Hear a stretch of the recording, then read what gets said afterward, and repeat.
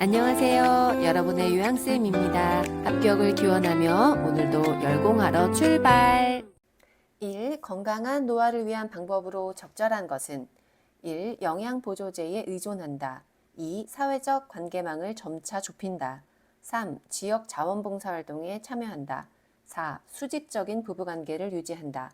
5. 만성질환을 민간요법으로 관리한다. 정답은 3번 지역 자원봉사활동에 참여한다. 영양보조제에 의존하는 것은 좋지 않겠죠. 그리고 사회적 관계망은 점차 좁히는 것이 아니라 점차 넓혀가야 되겠고, 또 수직적인 부부관계보다는 수평적인 부부관계를 유지하고, 만성질환은 민간요법으로 관리하기보다는 운동이나 병원에서 진료로 관리하는 것이 좋습니다.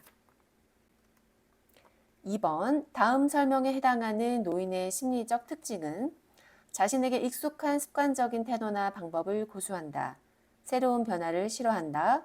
매사에 융통성이 없다. 1번 경직성, 2번 의존성, 3번 조심성, 4번 내향성, 5번 애착심. 정답은 1번 경직성입니다. 익숙한 습관적인 태도나 방법을 고수하고 또 새로운 변화를 싫어하고 또 융통성이 없기 때문에 경직성이 맞겠습니다. 3번 다음에서 설명하는 노인복지의 원칙은 노인은 가능한 한 오랫동안 가정에서 살 수 있어야 한다. 노인은 개인의 선호와 변화된 능력에 따라 적응할 수 있는 환경에서 살 수 있어야 한다. 1번 참여의 원칙, 2번 독립의 원칙, 3번 보호의 원칙, 4번 존엄의 원칙, 5번 자아실현의 원칙. 정답은 2번 독립의 원칙입니다. 가능한 한 오랫동안 가정에서 살 수 있어야 어르신이 독립적으로 살 수 있겠죠. 이 노인복지의 원칙은 유엔에서 노인을 위한 원칙으로 정한 내용입니다. 4번 노인 장기요양보험 제도에 관한 설명으로 옳은 것은 1번 주야간 보호는 시설급여에 해당한다. 2번 장기요양 등급은 1등급에서 3등급까지이다. 3번 안정적인 노후를 위한 소득 보장을 목적으로 한다. 4번 장기요양보험의 보험자는 국민건강보험공단이다. 5번 장기요양보험 사업은 건강보험심사평가원이 관장한다. 네, 정답은 4번이 맞습니다. 하나씩 보겠습니다. 주야간 보호는 시설급여가 아니라 재가급여에 해당되겠죠. 그리고 장기요양 등급은 1등급에서 3등급까지가 아니라 5등급 그리고 인지지원 등급까지 있습니다. 3번 안정적인 노후를 위한 소득 보장을 목적으로 하는 보험은 노인 장기요양 보험이 아니라 국민연금 보험이 되겠습니다. 그리고 정답 4번이 맞죠? 장기요양 보험자의 보험자는 국민건강보험공단이 관리를 하고 있습니다. 5번 장기요양 보험 사업은 건강보험심사평가원이 관장하는 것이 아니라 지금 방금 이야기한 우리 건강보험공단이 장기요양 보험 사업을 관리하고 있습니다.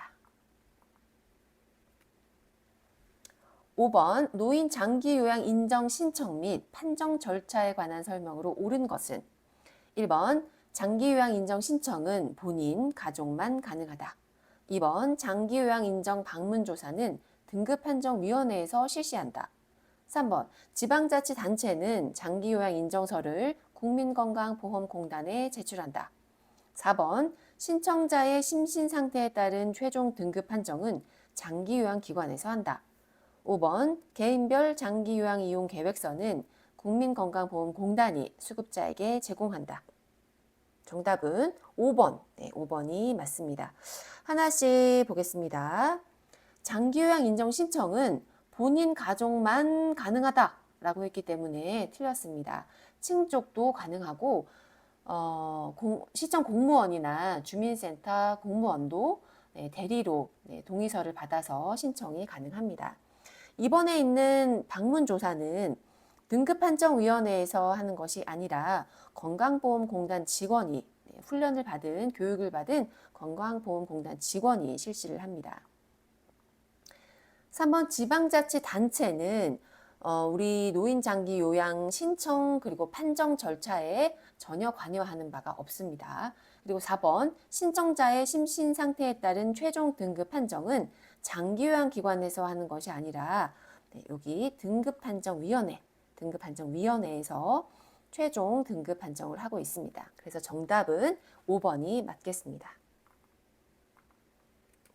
6번 노인 장기요양보험 표준 서비스 중 가사 및 일상생활 지원에 해당하는 것은 1번 세탁, 2번 체위 변경, 3번 편지 대필, 4번 식사 도움, 5번 의사소통 도움. 네, 정답은 1번 세탁이 맞습니다. 2번 체위 변경은 표준 서비스 중에서 신체활동 지원에 해당이 되겠고요.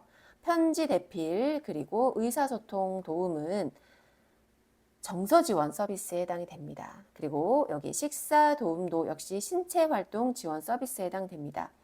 이 신체 도움은 취사와 정확히 구분을 하셔야 되는데요. 식사할 때 도움을 드리는 것은 신체활동 지원 서비스이고 취사는 여기 나와 있는 가사 및 일상생활 지원 서비스에 해당되니까 잘 구분하시기 바랍니다. 7번 다음과 같은 상황에서 요양보호사가 수행하는 역할은 대상자가 성희롱을 당했을 때 기관장에게 보고함, 학대 의심 사례가 발생했을 때 경찰서에 신고함. 1번 정보 전달자, 2번 옹호자, 3번 관찰자, 4번 동기 유발자, 5번 숙련된 수발자. 정답은 2번 옹호자입니다. 대상자가 성희롱을 당하거나 학대를 받는 것은 사회적 약자가 당할 수 있는 상황이기 때문에 그럴 때 우리 요양보호사 분들은 옹호자의 역할을 해주셔야 됩니다. 그래서 정답은 옹호자가 맞습니다. 8번 다음에서 설명하는 시설 대상자의 권리는 노인의 권익 신장을 위한 상담과 구제에 적극적 조치를 취한다. 전화나 면회로 가족과의 유대감을 이루게 한다. 1번 질 높은 생활 서비스를 받을 권리, 2번 충분한 정보를 제공받을 권리, 3번 존엄한 존재로 대우받을 권리, 4번 사생활과 비밀 보장에 대한 권리, 5번 개인적 견해를 표현하고 해결을 요구할 권리. 정답은 3번 존엄한 존재로 대우받을 권리입니다. 어르신에게 우리 대상자에게 상담과 구제에 관한 적극적인 조치를 취하는 것은 어르신의 인권을 생각하면서 존엄한 존재로 대우를 받게 해드려야 합니다. 9번 노인학대의 발생 요인에 해당하는 것은 1. 가족주의 의식 약화, 2. 노인의 의존성 감소, 3. 부양자의 사회적 고립, 4. 부양자의 부양 부담 완화, 5. 노인의 사회적 지지망 확대. 네, 정답은 3번 부양자의 사회적 고립이 될수록 노인학대 발생이 더 일어나게 됩니다. 아무래도 사회적으로 고립되고 도움받을 곳이 없을 때 노인학대 발생이 되겠죠. 1번 가족주의 의식이 약화가 아니라 가족주의 의식이 강화될 때 오히려 노인학대가 일어납니다. 강한 가족주의 의식은 학대를 은폐하거나 반복적 발생을 촉진할 수 있기 때문이죠. 그리고 강한 가족주의에서는 사회적 비난을 피하기 위해서 이를 숨기고 반복되는 것을 묵인하기도 합니다. 네, 그리고 2번 노인의 의존성이 감소가 아니라 증가될 때 노인학대가 일어나고요. 부양자의 부양 부담이 완화가 아니라 증가될 때 노인학대의 발생이 됩니다. 그리고 노인의 사회적 지지망이 확대가 아니라 지지망이 약화될 때 노인학대 발생이 일어납니다. 10번 의료적으로 불필요한 약물을 강제로 복용시켜서 노인의 신체를 통제하는 노인학대의 유형은 1. 방임, 2. 경제적 학대, 3. 언어적 학대, 4. 유기, 5. 신체적 학대. 정답은 5번 신체적 학대입니다. 불필요한 약물을 강제로 복용시키는 거죠. 그리고 노인의 신체를 통제하는, 약물로 통제하는 노인학대 유형은 신체적 학대가 되겠습니다.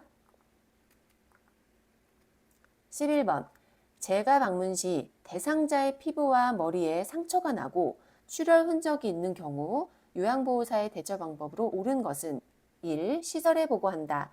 2. 노인보호 전문기관에 신고한다. 3. 동료 요양보호사와 의논한다. 4. 방문 간호사에게 보고한다. 5. 대상자 자녀에게 말한다. 정답은 2번 노인보호 전문기관에 신고한다가 맞습니다. 어르신 댁에 제가 어르신 댁에 방문했는데 대상자의 피부와 머리에 상처가 있고 이것을 출혈이 났다면 혹시 노인학대로 의심을 할 수가 있습니다. 우리 요양보호사 선생님들은 노인학대 신고 의무자입니다. 그렇기 때문에 요양보호사 선생님들은 노인학대 신고 의무자로서 노인학대가 일어나면 노인보호 전문기관에 신고를 하셔야 합니다. 12번 요양보호사가 고용기관으로부터 업무상 부당한 대우를 받았을 때 대처 방법은 1. 고용 상태를 유지하기 위해 묵인한다. 2. 장기요양요원 지원센터에 상담을 신청한다. 3. 대상자의 가족에게 해결해 달라고 요청한다. 4. 국민건강보험법에 따른 구제 방법을 알아본다. 5. 노인보호 전문기관의 법적 처리 방안을 알아본다. 정답은 2번 장기요양요원 지원센터에 상담을 신청합니다. 요양보호사가 고용기관으로부터 그러니까 일하고 있는 요양원이든 방문요양센터로부터 업무상 부당한 대우를 받았다. 이럴 경우에는 우리 장기요양요원들을 위해서 여러 가지 상담과 구제와 취업 알선까지 해주는 이런 장기요양요원 지원센터에서 상담을 받으시고 구제를 받으실 수 있습니다. 13번 다음에서 침해된 요양보호사의 권리는 기관장, 우리 기관은 인력이 부족해서 점심시간이 따로 없습니다. 요양보호사, 네, 어쩔 수 없죠.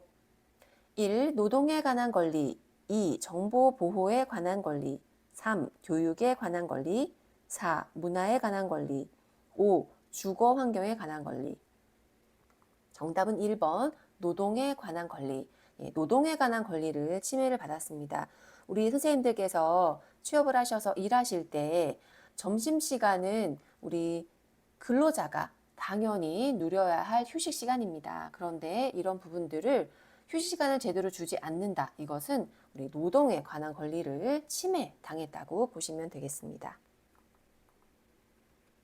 14번 요양보호사의 직업윤리로 옳은 것은 1. 기관장의 지시는 선택하여 따른다. 2. 대상자의 중요한 사적 정보는 외부 기관과 공유한다. 3. 요양보호사와 대상자가 대등한 관계임을 인식한다. 4. 대상자의 질병 악화가 판단될 때에는 병원에 입원시킨다. 5. 법적인 소송에 휘말리지 않기 위해 신체 접촉은 하지 않는다. 정답은 3번. 요양보호사와 대상자가 대등한 관계임을 인식하셔야 합니다. 우리 요양보호사가 어르신에게 서비스를 제공한다고 해서 수직적인 관계는 아닙니다. 우리 요양보호 선생님과 대상자는 대등한 관계임을 꼭 기억을 하셔야 합니다. 기관장의 지시는 선택하여 따르는 것이 아니라 기관장의 지시는 잘 따르셔야 되겠죠. 그리고 대상자의 중요한 사적 정보는 외부 기관과 공유하시면 안 됩니다. 개인정보보호법에 따라서 대상자의 사적 정보는 보호를 해주셔야 됩니다. 그리고 대상자의 질병 악화가 판단될 때에는 본인이 절대로 판단하시면 안 되고 모든 상황은 기관장, 시설장에게 보고하셔야 합니다. 법적 소송에 휘말리지 않기 위해서는 신체 접촉을 하지 않는 것이 아니라 일지라든지 제공 기록지에 잘 기록을 하시고 또 보고를 잘 하시면서 업무를 하시면 되겠습니다. 15번 다음 상황에서 요양보호사의 대처 방법은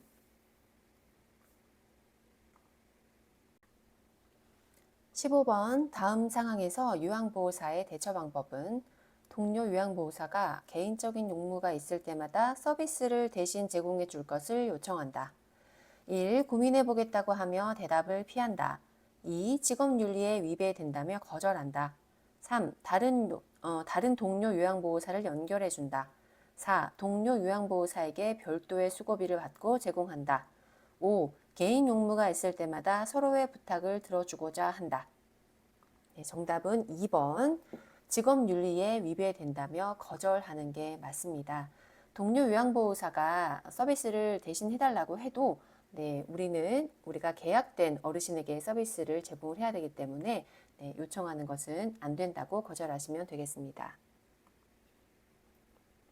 16번 수근관 증후군을 의심할 수 있는 증상은 1. 주먹을 쥐면 팔과 어깨가 저림. 2. 팔을 돌리면 어깨 통증이 있음. 3. 팔을 들고 내릴 때 팔꿈치에 통증이 있음. 4. 팔을 펴고 손목을 손등 쪽으로 젖힐 때 팔꿈치 안쪽이 저림. 5. 손목을 구부려 양쪽 손등을 맞대고 밀 때 손가락과 손바닥이 저림. 정답은 5번이 맞습니다. 수근관 증후군은 여기 5번처럼 손목을 구부려 양쪽 손등을 맞대고 밀 때 약 1분 정도 이렇게 밀어보면 손가락과 손바닥이 저리게 됩니다. 손가락은 엄지, 검지, 중지 이렇게 세 군데에 저림 증상이 나타나는 것을 수근관 증후군이라고 합니다. 17번 요양보호사의 감염 예방 방법으로 옳은 것은 1. 서비스 제공 시 멸균 장갑을 착용한다. 2. 분비물 접촉 후에는 휴지로 손을 닦는다. 3. 주기적으로 스테로이드 약물을 복용한다. 4. 감염 증상이 나타나면 예방접종을 한다. 5. 임신한 경우 수두, 풍진 감염 대상자와 접촉하지 않는다. 정답은 5번이 되겠습니다. 1번 서비스 제공 시 멸균 장갑을 착용한다. 굳이 멸균 장갑까지는 착용하지 않으셔도 되고요. 분비물을 접촉한 후에는 휴지로 손을 닦는 것이 아니라 물로 손을 깨끗이 닦아야 되겠습니다.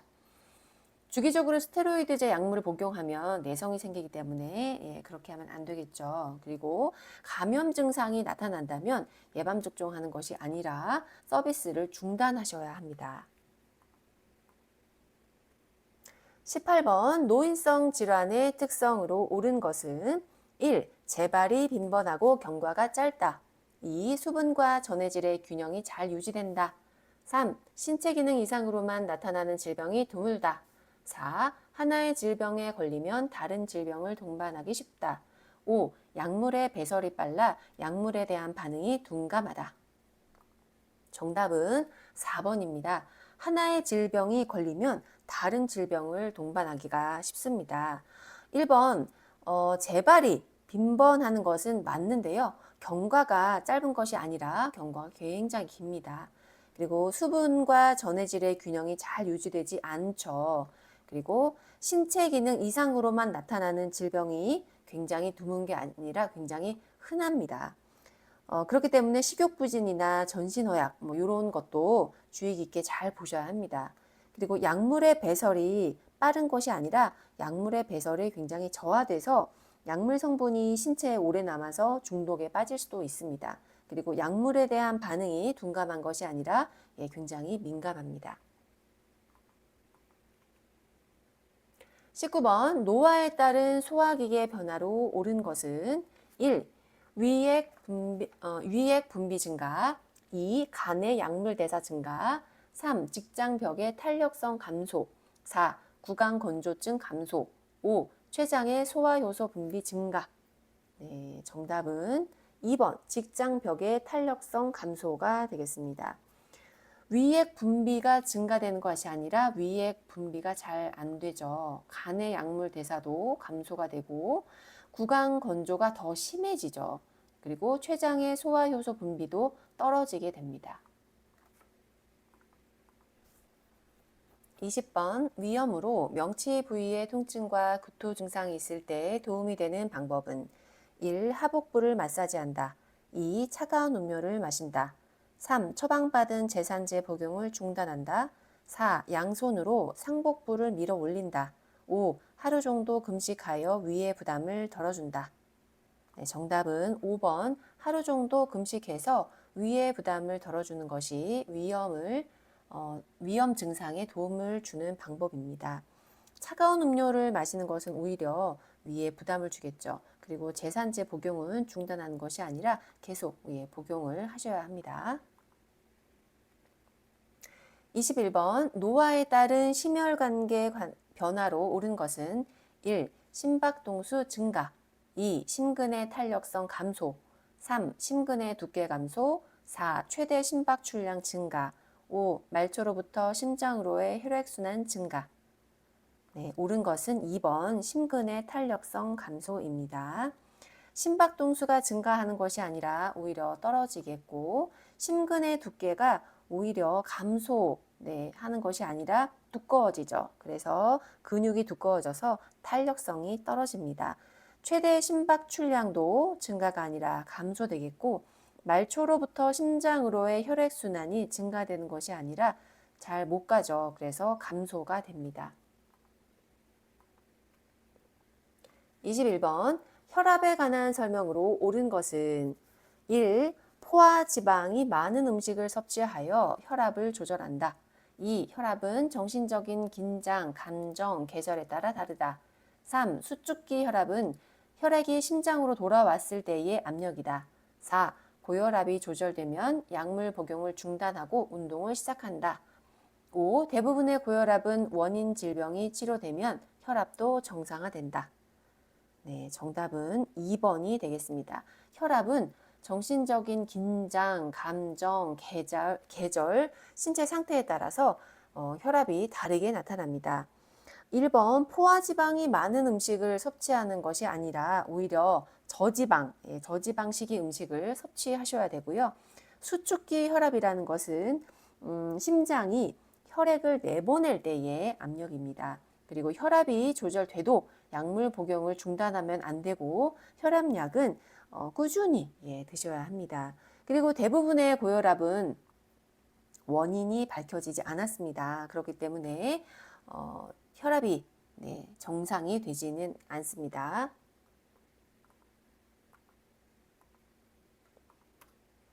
23번 수분 섭취 제한이 필요한 대상자는 1. 폐렴 대상자, 2. 당뇨병 대상자, 3. 요실금 대상자, 4. 신부전 대상자, 5. 기관지염 대상자.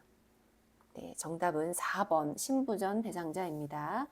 신부전은 심장 수축력이 저하돼서 신체 조직에 필요한 만큼의 충분한 혈액을 내보내지 못하는 그런 상태를 말합니다. 그래서 염분, 수분, 고지방, 콜레스테롤 이런 것들을 섭취를 제한해야 되는 그런 병입니다.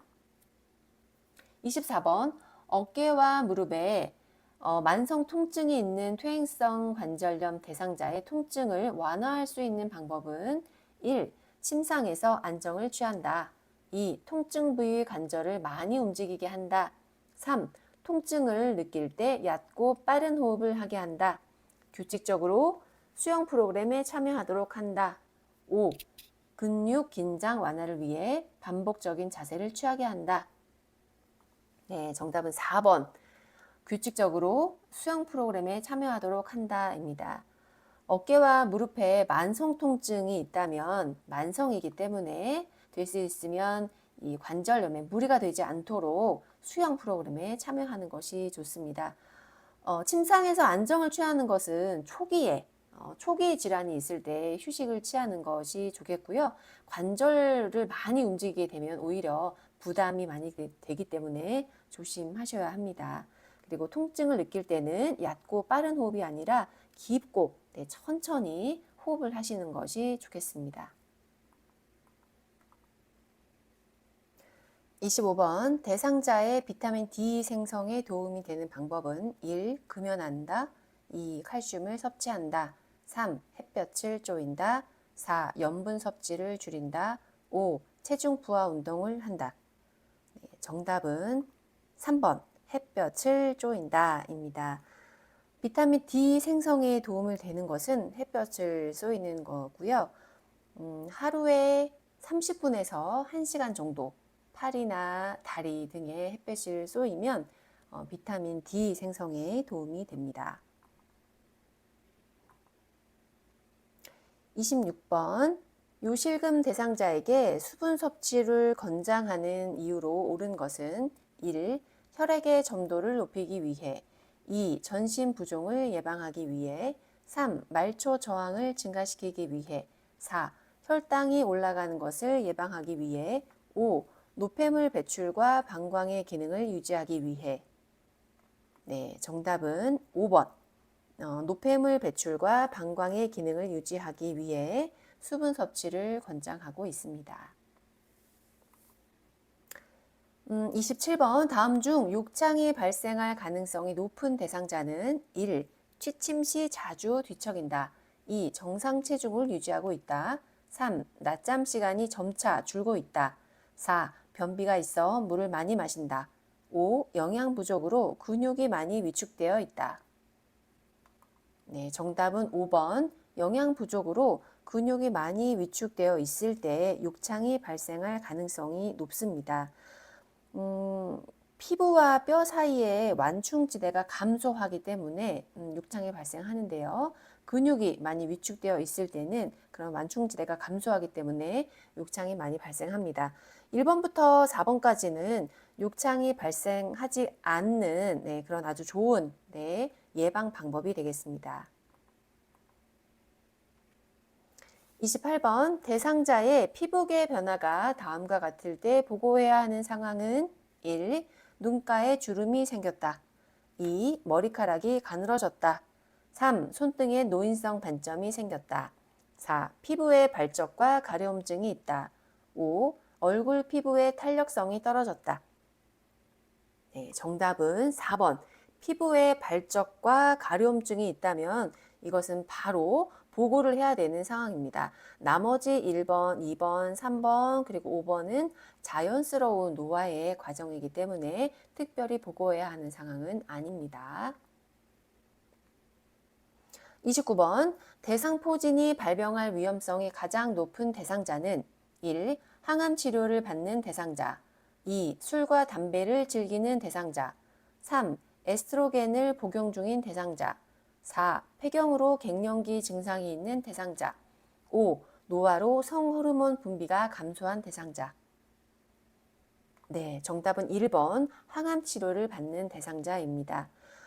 대상포진은 면역력이 떨어졌을 때 발병하는 질병입니다. 그렇기 때문에 항암 치료를 받게 되면 아무래도 면역력이 떨어지기 때문에 대상포진이 발병할 위험성이 높습니다. 고령이거나 백혈병이 있거나 항암 치료를 받거나 이럴 경우에 면역력이 많이 떨어지게 됩니다.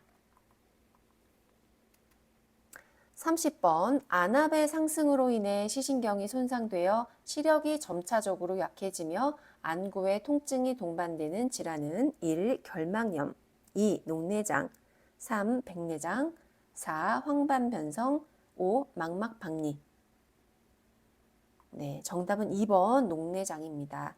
녹내장은 안압이 상승이 되면서 시신경이 손상되고 그로 인해서 시력이 점차적으로 약해집니다. 그리고 증상이 안구에 통증이 있는 질환이 되겠습니다. 시야도 좁아지고 또 두통이나 구역질이 나타나기도 합니다. 그렇기 때문에 녹내장이 있을 경우에는 목이 편안한 복장을 입으시거나 또 안압을 높이는 물구나무 서기, 윗몸 일으키기 이런 운동은 좋지가 않습니다. 그리고 고개 숙인 자세로 장시간 독서를 하거나 작업하거나 이런 동작도 녹내장에 좋지 않은 그런 자세가 되겠습니다. 31번 다음에서 설명하는 질병은 주의력 저하와 인지기능 장애가 수시간 내지 수일에 걸쳐 급격히 발생함, 증상의 호전과 악화가 반복됨, 대체로 회복됨. 1. 선망, 2. 파킨슨병, 3. 척추 손상, 4. 추간판 탈출, 5. 알츠하이머병. 네, 정답은 선망입니다. 선망과 치매를 많이 혼동할 수 있는데요. 선망은 이렇게 급격히 발생을 합니다. 하지만 치매는 서서히 발생을 하고요. 그렇기 때문에 선망은 굉장히 급성 질환입니다. 하지만 치매는 만성 질환이고요. 대부분 선망은 대체로 회복이 됩니다. 하지만 치매는 대부분 만성으로 계속 진행이 되죠. 그리고 선망은 초기에 사람을 못 알아보지만 치매는 나중에 사람을 못 알아보는 증상이 있습니다. 그리고 선망은 대부분 호전과 악화가 반복적으로 일어나는 질병입니다. 32번 요양보호사의 업무 보고가 중요한 이유는 1. 미납된 장기요양보험료를 청구하기 위해 2. 대상자 가족의 부양 책임을 강화하기 위해 3. 요양보호사 중심의 서비스를 제공하기 위해 4. 기관의 이윤 증대를 위한 방안을 제시하기 위해 5. 사고에 대한 신속한 반응으로 피해를 최소화하기 위해. 네, 정답은 5번입니다. 요양보호 업무를 하다 보면 부득이하게 사고가 날 수도 있죠. 사고가 났을 때 신속하게 업무 보고를 한다면 피해를 최소화할 수가 있습니다. 그렇기 때문에 업무 보고가 중요합니다.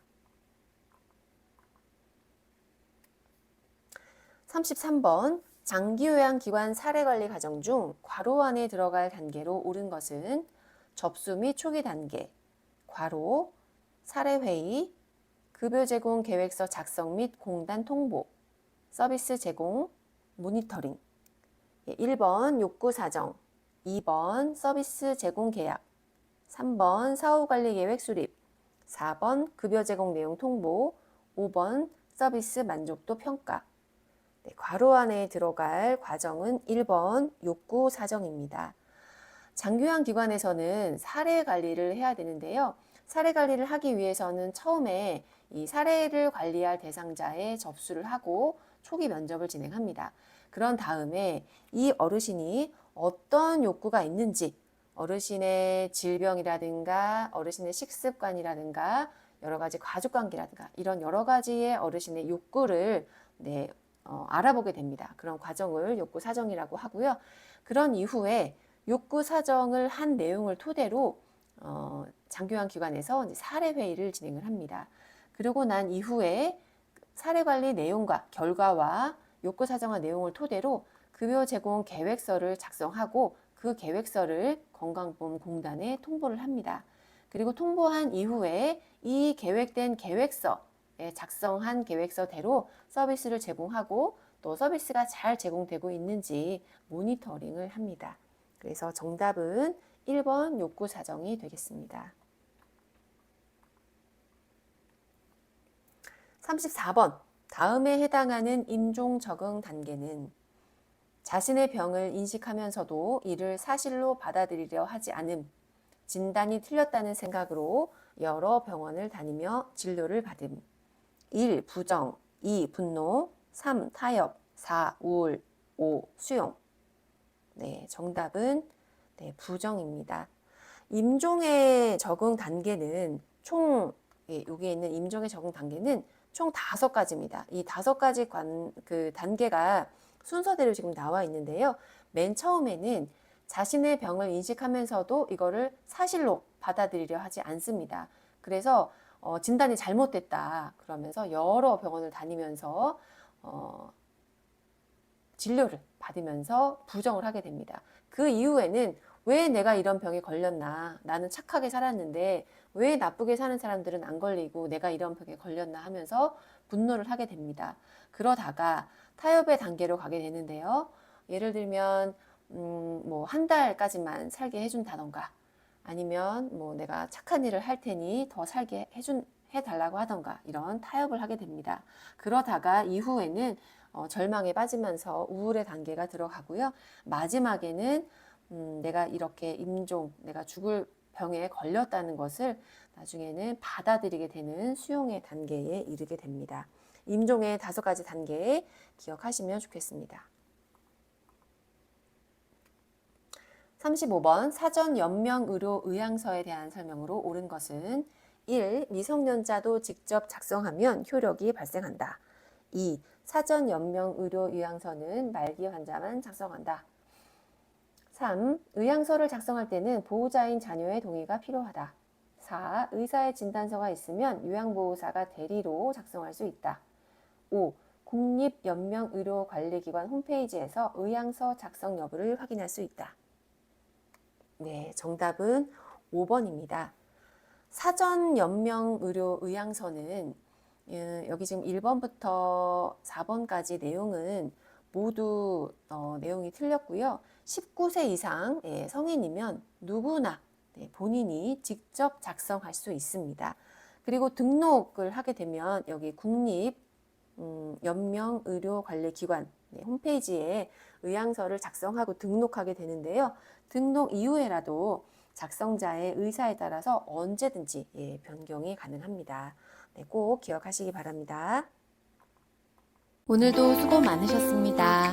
요양보호사 시험 요양쌤과 함께라면 가능합니다. 도움이 되셨다면 구독과 좋아요 부탁드려요.